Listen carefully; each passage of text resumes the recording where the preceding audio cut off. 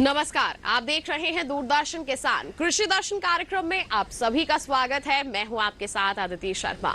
आज के हमारे इस कार्यक्रम में कुछ अहम जानकारियां हम आप तक पहुंचाने वाले हैं। बता दें, सबसे पहले आज हम आपको जानकारी देंगे कृषि में आर्टिफिशियल इंटेलिजेंस के बारे में, और फिर आपकी मुलाकात करवाएंगे हमारे सफल किसान चंद्रशेखर मिश्रा से, और फिर हम आपको हमारी सरकार द्वारा चलाई जा रही कुछ अहम योजनाओं के बारे में भी बताएंगे, जैसे कि इनाम के बारे में और किसान क्रेडिट कार्ड के बारे में। तो फिर आइए आज के अंक में क्या कुछ खास है इसके बारे में विस्तार से आपको बताते हैं, और आज के अंक की शुरुआत करते हैं।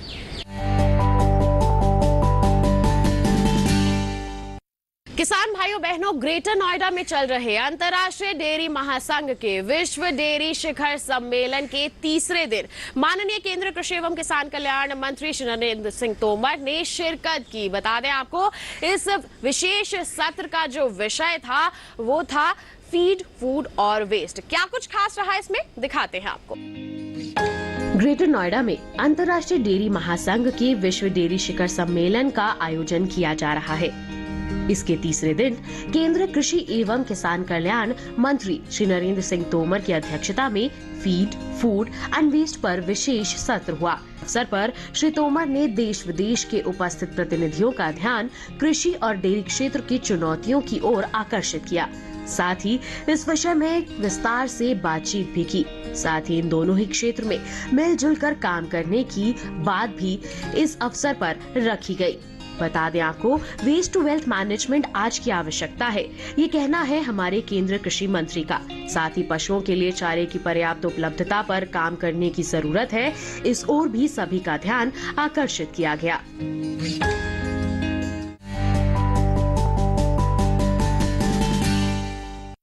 किसान भाइयों बहनों, आइए सबसे पहले कार्यक्रम में नजर डालते हैं हमारे पहले सेगमेंट विज्ञान और किसान पर, और खेती किसानी में क्या कुछ खास है दिखाते हैं आपको। खेती किसानी अब केवल खेतों तक ही सीमित नहीं रही है। जी हाँ, इसमें काफी बदलाव आया है, तकनीकों का समावेश हुआ है, जिसके चलते हमें हर तरफ उन्नति ही उन्नति नजर आ रही है। बता दें आपको, कृषि में अब आर्टिफिशियल इंटेलिजेंस तकनीक का इस्तेमाल होने लगा है। अब आप सोचेंगे ये तकनीक है क्या, और हम किसानों के लिए किस तरह से फायदेमंद है। आइए इसी के बारे में आपको जानकारी देते हैं सेगमेंट विज्ञान और किसान में।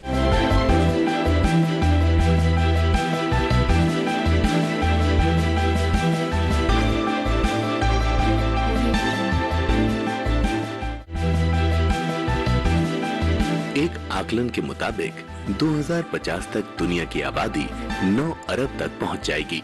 जाहिर है, इससे खाद्य पदार्थों की मांग में इजाफा होगा। इस मांग को पूरा करने के लिए कृषि उत्पादन में करीब 70% की बढ़ोतरी करनी होगी। विशेषज्ञों का कहना है कि अभी के हालात को देखते हुए 2050 में उत्पन्न मांग का सिर्फ 10% हिस्सा ही कृषि योग्य भूमि से मिल सकेगा। बाकी 90% मांग वर्तमान कृषि को सघन करके पूरी की जा सकती है। स्वाभाविक है कि इसके लिए खेती को ज्यादा कुशल बनाना होगा और उसे नई नई तकनीकों से जोड़ना होगा। खेती में मजदूरों का मिलना कम होता जा रहा है, और जो भी मजदूर काम कर रहे हैं उनकी मजदूरी निकालना किसानों के लिए मुश्किल होता जा रहा है। यही वजह है खेती में मशीनीकरण बढ़ रहा है। एक जमाना था जब खेती के ज्यादातर काम हाथ से होते थे। जुताई हो, निराई हो, सिंचाई हो या कटाई, हर काम पूरी तरह इंसानी मेहनत पर निर्भर था। फिर धीरे धीरे मशीनें बनने लगी।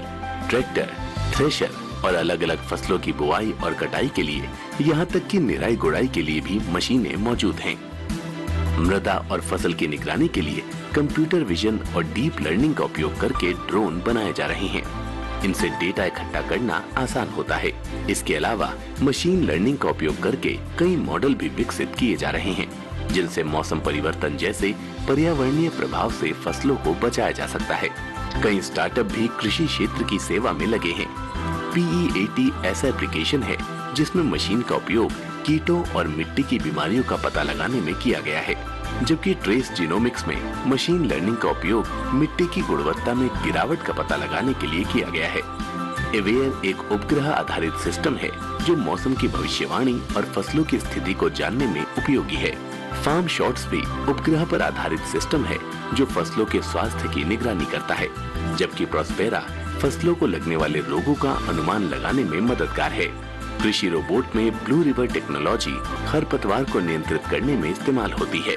ये सिस्टम हर खरपतवार को चुन चुन कर नष्ट कर देता है, जबकि हार्वेस्टर क्रू रोबोटिक्स फसलों की कटाई में काम आता है। फार्म बोट एक तरह का स्वचालित सिस्टम है जिसमें भूमि की तैयारी से लेकर फसल की बुआई, निराई गुड़ाई और सिंचाई भी मशीनों के जरिए होती है। कृषि क्षेत्र में रोबोट और ऑटोमेटिक उपकरणों का इस्तेमाल डेयरी फार्म और ग्रीन हाउस में ही हो रहा है। यही वजह है कि हमारे देश में अभी इसका उपयोग बेहद कम है।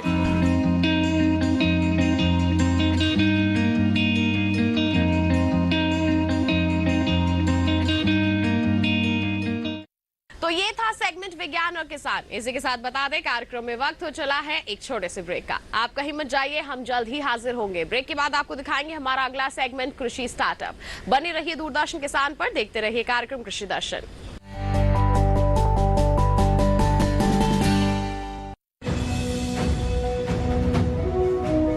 भारत सरकार का हर प्रयास किसानों को दे रहा है एक नई आस। देश के किसानों की खुशहाली और उन्हें आत्मनिर्भर बनाने के लिए भारत सरकार समर्पित है। प्रधानमंत्री श्री नरेंद्र मोदी जी के नेतृत्व में कृषि क्षेत्र में किए गए निरंतर प्रयासों के फलस्वरूप देश खाद्यान्न व बागवानी के क्षेत्र में आत्मनिर्भर हो चुका है और देश में दलहन का उत्पादन भी बढ़ा है। इसी तरह भारत सरकार ने खाद्य तेलों के उत्पादन को बढ़ाने के भी अनेक प्रयास किए हैं। इसी क्रम को आगे बढ़ाते हुए माननीय प्रधानमंत्री श्री नरेंद्र मोदी जी के नेतृत्व में भारत सरकार ने दूरदर्शी निर्णय लेते हुए राष्ट्रीय खाद्य तेल मिशन ऑयल पाम की शुरुआत की है। इस मिशन से देश भर के किसानों को बहुत लाभ मिलेगा। कृषि के पूंजी निवेश में वृद्धि होगी, खाद्य तेल आयात पर देश की निर्भरता कम होगी और रोजगार के नए अवसर पैदा होंगे। खाने के तेल में आत्मनिर्भरता के लिए अब राष्ट्रीय खाद्य तेल मिशन ऑयल पाम का संकल्प लिया गया है। इससे किसानों को तो सीधा लाभ होगा ही, गरीब और मध्यम वर्ग के परिवारों को सस्ता और अच्छी क्वालिटी का तेल भी मिलेगा। यही नहीं, ये मिशन बड़े स्तर पर रोजगार का निर्माण करेगा। इस मिशन के अंतर्गत ऑयल पाम का रकबा और पैदावार बढ़ाने पर जोर देने के लिए सरकार ने 11,000 करोड़ रुपए से अधिक की सहायता राशि निर्धारित की है। मिशन के तहत सरकार ने ऑयल पाम की खेती के लिए रोपण आदि की सहायता में बढ़ोतरी करते हुए पहले मिलने वाले 12,000 रुपए प्रति हेक्टेयर को बढ़ाकर 29,000 रुपए प्रति हेक्टेयर तक कर दिया है। ऑयल पाम के पुराने बागों के पुनरुद्धार के लिए 250 रुपए प्रति पौधा के हिसाब से विशेष सहायता दी जा रही है। पौधारोपण सामग्री की कमी दूर करने और बीजों की पैदावार करने वाले बागों को भी सहायता दी जाएगी। इसके तहत 15 हेक्टेयर ऑयल पाम उद्यान के लिए 80 लाख रुपए तक की सहायता राशि दी जाएगी। इसके अलावा नर्सरी विकास के लिए 40 लाख रुपए तक तय किए गए हैं। पूर्वोत्तर और अंडमान राज्यों के लिए विशेष सहायता का भी प्रावधान है। ऑयल पाम के किसान ताजे फलों के गुच्छे यानी FFB का उत्पादन करते हैं, जिनकी वर्तमान में कीमतें अंतर्राष्ट्रीय मूल्यों में उतार चढ़ाव के आधार पर तय होती हैं। पहली बार केंद्र सरकार ताजे फलों के गुच्छे की कीमत के लिए किसानों को आश्वासन दे रही है। ये व्यवहार्यता मूल्य यानी VP कहलाएगा, यानी किसानों को कोई घाटा नहीं होने दिया जाएगा। व्यवहार्यता मूल्य VP तय करने की शुरुआत 1 नवंबर से होगी और अगले वर्ष 31 अक्टूबर तक जारी रहेगी। इसे ऑयल पाम वर्ष कहा जाएगा। इस योजना के तहत वर्ष 2025-26 तक ऑयल पाम का रकबा 6.5 लाख हेक्टेयर सृजित करने और कच्चे ऑयल पाम की पैदावार वर्ष 2025-26 तक 11.20 लाख टन पहुंचाने का लक्ष्य निर्धारित किया गया है। सरकार के इस महत्वपूर्ण निर्णय से देश में ऑयल पाम की खेती करने वाले किसानों में विश्वास पैदा होगा और वे खेती का रकबा बढ़ाएंगे। इस तरह पाम ऑयल का उत्पादन भी बढ़ेगा, जिससे किसानों की आय बढ़ेगी और ग्रामीण अर्थव्यवस्था भी सुदृढ़ होगी।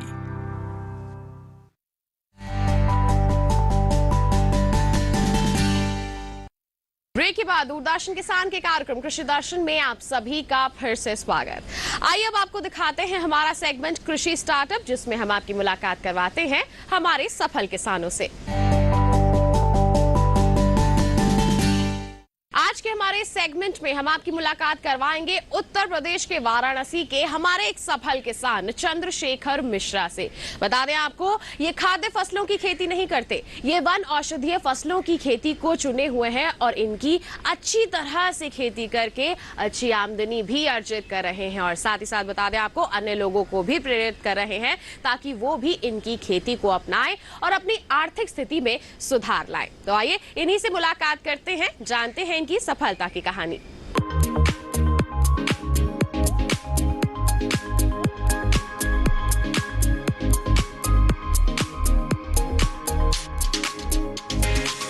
चंद्रशेखर मिश्रा वाराणसी उत्तर प्रदेश के एक छोटे से गांव के रहने वाले किसान हैं।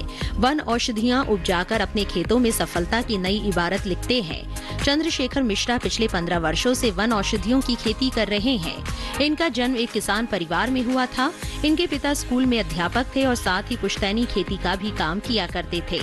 चंद्रशेखर भी स्कूल से लौटने के बाद अपने पिता के साथ खेतों पर जाते, खेती बाड़ी के गुण सीखते और साथ ही खेती से जुड़े किसानों के नफे नुकसान की समझ भी उन्हें बचपन से होने लगी थी। किसी से पलायन करते किसानों को देख चंद्रशेखर के मन में ये बात आई कि बेरोजगारी को खत्म करने का उपाय कृषिकरण की तरफ ही लौटना है और जिसके लिए एक ऐसे कृषिकरण को अपनाने की जरूरत थी जो मूल्य संवर्धित हो, जिसमें किसानों को आर्थिक फायदा हो सके। कृषि पद्धति की खोज के दौरान एक दिन उन्हें उम्मीद की राह तब नजर आई जब अखबार में छपी एक लेख में उन्हें बस्तर जिले में रहने वाले एक बैंक अधिकारी राजा रामलाल त्रिपाठी के बारे में पढ़ा। वो अधिकारी बैंक की नौकरी छोड़ खेती कर रहे हैं। ये देख चंद्रशेखर मिश्रा उनसे बहुत प्रभावित हुए। मानो उस लेख ने चंद्रशेखर मिश्रा की सारी समस्याओं का समाधान कर दिया। बस फिर क्या था, चंद्रशेखर राजा रामलाल त्रिपाठी के खेतों पर पहुंच गए और उनसे वन औषधियों की खेती से जुड़ी जानकारी हासिल करने लगे। इन्होंने राजा राम के खेतों पर करीब 2 महीने काम सीखा, फिर अपने गांव लौटकर खुद अपने खेतों पर औषधीय पौधों की खेती करने लगे।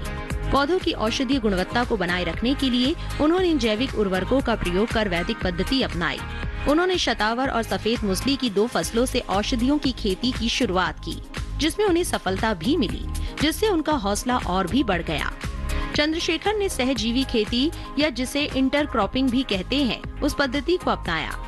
इस पद्धति में आश्रित फसलों को एक साथ उगाया जाता है, जिससे निरंतर उत्पादन मिलता रहता है। चंद्रशेखर ने अपने साथी किसानों के साथ मिलकर Kashi organic care producer company limited की स्थापना भी की, जिसके जरिए वो अपने उत्पादों को कच्चे माल की तरह बेचने के बजाय उन्हें प्रोसेस कर प्रोडक्ट बनाकर बेचते हैं, जिसे उपभोक्ता सीधे इस्तेमाल कर सकते हैं। इससे उनका मुनाफा कई गुना बढ़ गया है। आज चंद्रशेखर के पास हेमेर मिल है, जिससे वो अश्वगंधा, शतावर, ब्राह्मी, काल मेघ, सफेद मूसली और एलोवेरा का पाउडर बनाकर बाजार में बेच रहे हैं। चंद्रशेखर स्टीविया का भी निर्माण करते हैं। इनके पास जूसर यूनिट तथा तेल निकालने की यूनिट भी है। चंद्रशेखर मूल्य संवर्धन कर निश्चित ही अच्छी आमदनी कमा रहे हैं। साथ ही वे अन्य किसानों को भी इसके लिए प्रेरित कर रहे हैं। औषधियों की खेती को बढ़ावा देने के लिए सन 2004 में चंद्रशेखर ने central herbal agro marketing federation of India की भी स्थापना की, जिसका मिशन किसानों को कृषि औषधियों की खेती के फायदों के बारे में बताना है। इस संस्था के चेयरमैन राजा रामलाल त्रिपाठी हैं। इस संस्था के माध्यम से चंद्रशेखर पूरे देश में सम्मेलन आयोजित कर किसानों को वन औषधियों की खेती से जोड़ना चाहते हैं। आयुष जानकारियां हासिल कर किसानों को बताते हैं। साथ ही किसानों को प्रसंस्करण और विपणन के बारे में समय समय पर जानकारियां देते रहते हैं। हिंदू विश्वविद्यालय के आयुर्वेद संकाय के द्रव्य गुण विभाग के प्रोफेसर्स और अधिकारी चंद्रशेखर द्वारा मेडिसिनल प्लांट के प्रोडक्शन में बड़ा योगदान देने और अपने साथ में किसानों को ज्यादा से ज्यादा मात्रा में जोड़ने के लिए उनके प्रयासों की लगातार सराहना करते हैं। चंद्रशेखर को कृषि में उनके योगदान के लिए अनेक पुरस्कारों से सम्मानित भी किया जा चुका है।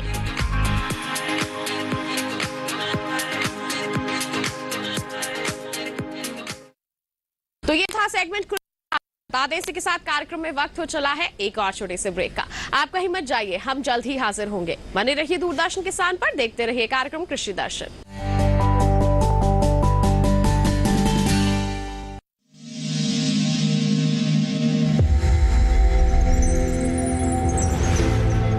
आत्मनिर्भर किसान भारत की शान। उत्पादन में आत्मनिर्भर होने के साथ साथ फसल की कटाई के उपरांत उपज की हानि को रोकने, ग्रामीण क्षेत्रों में रोजगार सृजन करने और बीज से बाजार तक के विजन को मजबूती देने के उद्देश्य से 1 वर्ष पूर्व माननीय प्रधानमंत्री श्री नरेंद्र मोदी जी ने एक महत्वाकांक्षी केंद्रीय योजना एग्रीकल्चर इंफ्रास्ट्रक्चर फंड की शुरुआत की। इस आधुनिक इंफ्रास्ट्रक्चर से कृषि आधारित उद्योग लगाने में एक बहुत बड़ा बदलाव आएगा और बहुत बड़ी गति आएगी। साथियों, अब हम उस स्थिति की तरफ बढ़ रहे हैं जहां गांव के कृषि उद्योगों से फूड आधारित उत्पाद शहर जाएंगे और यही तो आत्मनिर्भर भारत अभियान का संकल्प है। एग्रीकल्चर इंफ्रास्ट्रक्चर फंड से पात्र लाभार्थी गोदामों का निर्माण कर सकते हैं, छटाई या ग्रेडिंग इकाई, पैकिंग हाउस, सप्लाई चेन और कोल्ड चेन जैसी सुविधाएं या फिर प्राथमिक कृषि प्रसंस्करण केंद्र की स्थापना कर सकते हैं। इस योजना के तहत पात्र लाभार्थियों को 2 करोड़ रुपए तक के ऋण पर अधिकतम 7 वर्ष के लिए ब्याज में 3% तक की छूट दी जा रही है। ऋण पुनर्भुगतान के लिए 6 महीने से 2 वर्ष तक मोरेटोरियम की सुविधा भी उपलब्ध है। इस योजना ने अब तक सफलता की कई मिसालें कायम की हैं, जैसे कि मध्य प्रदेश के लाभार्थी श्री विपिन त्रिपाठी ने एग्रीकल्चर वेस्ट से बायोफ्यूल बनाने का इनोवेटिव प्राइमरी प्रोसेसिंग सेंटर लगाया है। लोन मिलने की वजह से हम समय पर सारी मशीनों का प्रोक्योरमेंट और सारा सिविल वर्क टाइम पे करवा पाए, जिससे ये प्रोजेक्ट को लगाना संभव हो पाया। राजस्थान के लाभार्थी श्री यशवर्धन मुंद्रा ने सॉर्टिंग एंड ग्रेडिंग यूनिट लगाकर रोजगार के अवसर पैदा किए हैं। कर्नाटक की महिला उद्यमी श्रीमती ममता वी ने प्राइमरी प्रोसेसिंग सेंटर लगाकर प्रगति की नई राह चुनी है। ಸಣ್ಣ ಪುಟ್ಟ ಉದ್ಯಮಿಗಳನ್ನ ಮತ್ತಷ್ಟು ಅಗ್ರಿಕಲ್ಚರಲ್ಲಿ ಹೆಚ್ಚು ನಾವು ಇನ್ನಷ್ಟು ಸಾಧನೆ ಮಾಡಲಿಕ್ಕೆ ಕಾರಣಕಾರಕವಾದಂತ ಈ ಅಗ್ರಿಕಲ್ಚರಲ್ ಇನ್ಫ್ರಾಸ್ಟ್ರಕ್ಚರ್ ಫಂಡ್ ಇಂದ ನಮ್ಮ ಇನ್ನಷ್ಟು ಯೋಜನೆಗಳು ಆಯೋಜನೆಗಳು ಉತ್ತಮಗೊಂಡಿದೆ। राजस्थान के लाभार्थी श्री दिनेश भट्टर ने जीरे की प्रोसेसिंग यूनिट लगाकर आसपास के ग्रामीणों को आत्मनिर्भरता प्रदान की है। महाराष्ट्र के लाभार्थी श्री अनूप कुमार मोहता ने वेयर हाउस बनाकर अन्न भंडारण को सुनिश्चित किया है। आज देश के कोने कोने से किसान, कृषि उद्यमी, किसान उत्पादक संघ, प्राथमिक कृषि सहकारी समितियां, स्वयं सहायता समूह और कृषि उपज मंडियां इस योजना का लाभ उठा रहे हैं।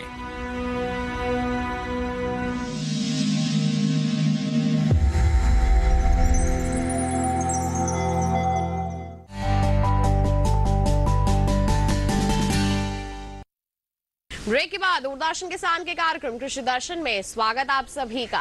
किसान भाइयों बहनों, अब कार्यक्रम में वक्त है फार्मिंग इंडिया सेगमेंट का, यानी कि हमारी सरकार द्वारा चलाई जा रही कुछ अहम योजनाओं की जानकारी हासिल करने का। हमारी सरकार ने एक अहम कदम उठाया है। जी हाँ, एक ऐप विकसित की गई है जिसका नाम रखा गया है ई-नाम। अब आप सोचेंगे ई-नाम ये ऐप क्या है? इस ऐप में बता दें आपको कि देश भर की मंडियों का हाल आप जान सकते हैं। किस जिन्स के भाव देश की किस मंडी में किस तरह से बने हुए हैं, आप उसकी बिकवाली घर बैठे बैठे ही कर सकते हैं। किस तरह से आप इसमें रजिस्ट्रेशन करा सकते हैं, कैसे इसका लाभ उठा सकते हैं, आइए आपको बताते हैं।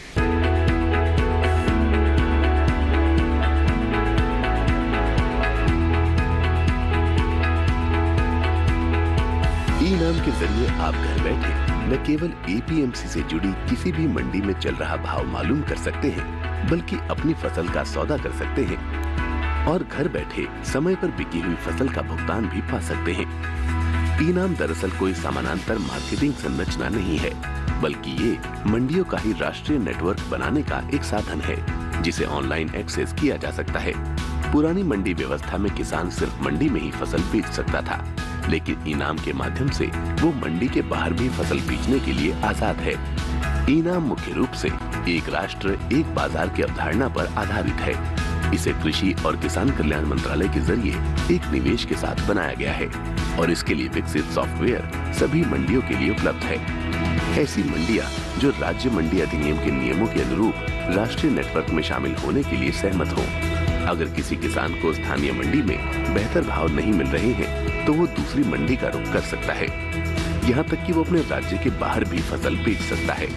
शुरुआत में सिर्फ 21 मंडियों को ही इसमें शामिल किया गया था और सिर्फ चुनिंदा फसलों की ही बिक्री होती थी, लेकिन आज 18 राज्यों और 3 केंद्र शासित प्रदेशों की 1000 मंडियां इसमें शामिल हो चुकी हैं, जहां 175 फसलों को खरीदा और बेचा जा सकता है।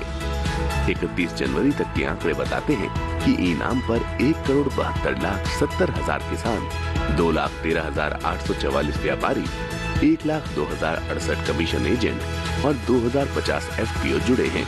किसानों के लिए इनाम पर मुख्य रूप से 4 फायदे हैं। पहला, इस पोर्टल पर कारोबार में पारदर्शिता दिखाई देती है और किसानों को बेहतर भाव की संभावना बढ़ती है। पारदर्शिता का मतलब ये हुआ कि किसानों के साथ धोखाधड़ी की संभावना कम हो जाती है। दूसरा फायदा ये है कि अन्नदाता की पहुंच ज्यादा मंडियों और व्यापारियों तक सीधे हो गई है। तीसरे, मंडियों में आवक और भाव की तुरंत जानकारी मिल जाती है। और चौथा, भुगतान बहुत जल्दी हो जाता है और पैसा सीधे किसान के खाते में जाता है। तो अगर आप भी सुविधा का फायदा उठाना चाहते हैं तो ई-नाम पर रजिस्ट्रेशन कराना होगा। रजिस्ट्रेशन की कोई फीस नहीं है। अब हमारे सेगमेंट में हम आपको बताएंगे हमारी सरकार के एक और अहम कदम के बारे में, जिसका नाम है किसान क्रेडिट कार्ड। काफी किसान इससे जुड़े हुए हैं, काफी किसानों ने किसान क्रेडिट कार्ड का लाभ लिया है और अन्य लोगों को भी वो बताते हैं, अपने अनुभव साझा करते हैं और अन्य किसान भी प्रेरित होकर इस कार्ड को अपना रहे हैं और इसे सफल भी बना रहे हैं। अगर फिर भी आप चूक गए हैं इसे अपनाने से, तो आइए आपको भी विस्तार से बता देते हैं कि आखिर किसान क्रेडिट कार्ड योजना है क्या।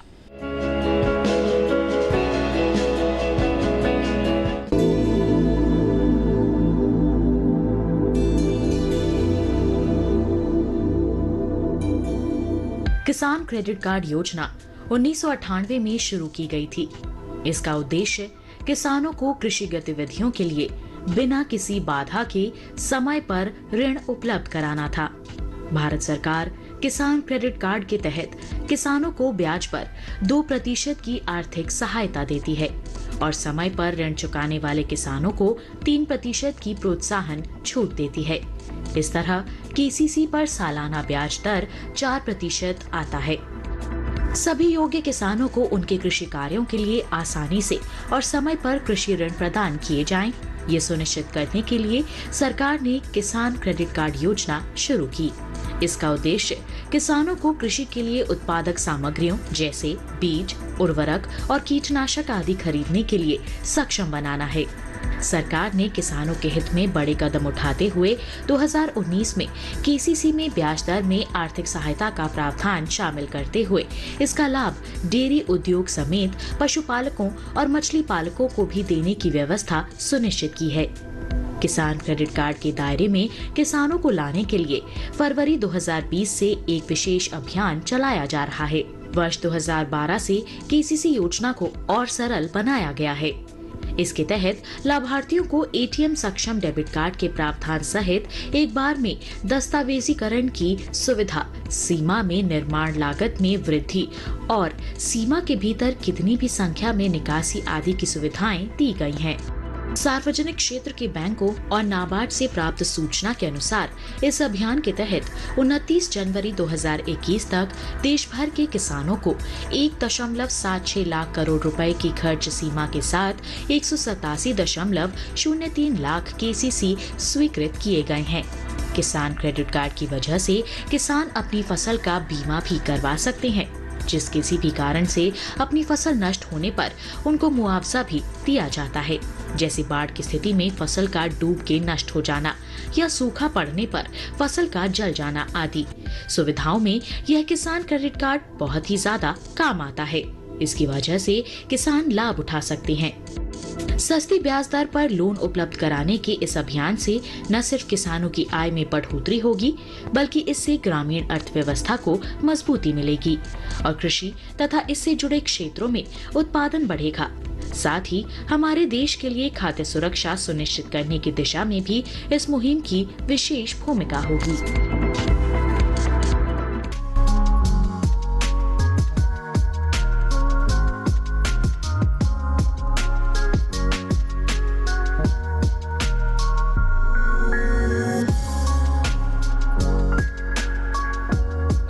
तो किसान भाइयों भाइयों बहनों, ये था हमारा सेगमेंट फार्मिंग इंडिया और इसी के साथ बता दें आज के हमारे इस अंक में बस इतना ही। चलते चलते एक विशेष जानकारी आपके लिए, टीवी स्क्रीन पर दिखाई जा रही क्यूआर कोड को आप स्कैन कर लीजिए, सीधा पहुंचेंगे हमारे यूट्यूब चैनल पर, आप दोबारा हमारा ये कार्यक्रम देख सकते हैं।